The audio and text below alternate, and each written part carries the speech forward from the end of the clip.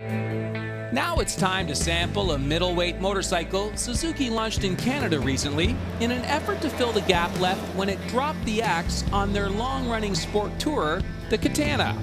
Based on Suzuki's naked European middleweight, the 650 Bandit, the all-new GSX650f arrived on our shores last fall sporting a full fairing, along with a few engine and suspension tweaks. At the heart of this runner is a liquid-cooled 16-valve dual overhead cam 656cc engine that utilizes Suzuki's new dual throttle valve fuel injection system. According to Suzuki Canada, this bike's inline four-cylinder engine has been tuned at the factory with an emphasis on the low to mid-range power band in an effort to make the power delivery more appealing to entry-level riders. I have to say the specs look pretty good on paper, but how does it all work in the real world? Well, this week we invited guest rider Jacqui Prospero to sample the Suzuki, and here's what she had to say after a very long day in the saddle. So Jacqui, what was your first impression this morning when you got to throw a leg over this bike? I loved it. It's a big bike. It is a big bike. It's a 650, but very comfortable, very relaxed. I was impressed. I can honestly say I was impressed with it. Now, what did you think of the 650? I mean, you ride a CBR 600, so fairly similar engine. What did you think of the motor?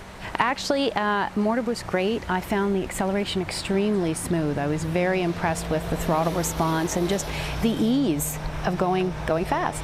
Right. Now, the transmission, the clutch, sometimes when we get women on the show, I worry a little bit about the reach and the amount of clutch strength you need in your left hand. How did that all work for you? Actually worked great for me. Didn't have any problems with the clutch at all. Really nice and smooth, easy release. Felt really good. Okay, so brakes, how did they compare to your CBR? Actually, I have to say they're a lot more responsive than my CBR. Really? I found them not too grabby, not too quick. Nice, responded exactly the way I expected. Nice clutch, nice grab with the fingers, came back right the same. Right. Didn't get too much when I didn't need it. The riding experience is fabulous. It's extremely comfortable. You're not sitting straight upright, a little lean forward, arms in a relaxed position, so no stress on the shoulders or the forearms. The seat is comfortable, really comfortable. We were on the bike for several hours today. Didn't feel like I had a sore saddle getting off. Really comfortable. And for me, I have long legs.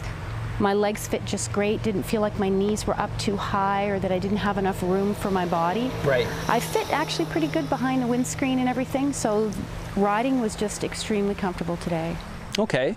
Tell us about the cockpit itself, the instrumentation, the information you were getting from the cockpit.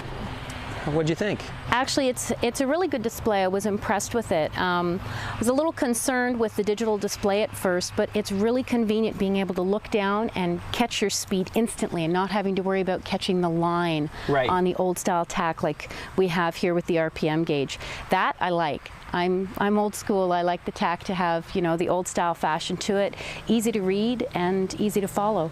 The nice advantage here is the gear shift position. I like that too. You know, it took a while to get used to glancing down at, oh, third, oh, fourth. Yeah. But it's great when you're up at the higher speeds to take a quick glance down and realize, oh, I got another gear. Let's give it a little. Yeah. So really responsive. The gas gauge is great because you're getting the chevrons going down as you're running out of gas, and we found that out today. Nice quick flashing light, and then there's actually a trip that tracks your reserve gas. You get a really good feeling of how much gas is left, how far you really got to go before you got to get gas. Right. Who would you recommend the bike to? Who's the best customer to go and kick the wheels? I'd recommend probably an intermediate woman rider because it is a bigger bike, being a 650, and it is heavy at 475 pounds. That's a lot of weight for a female to manage.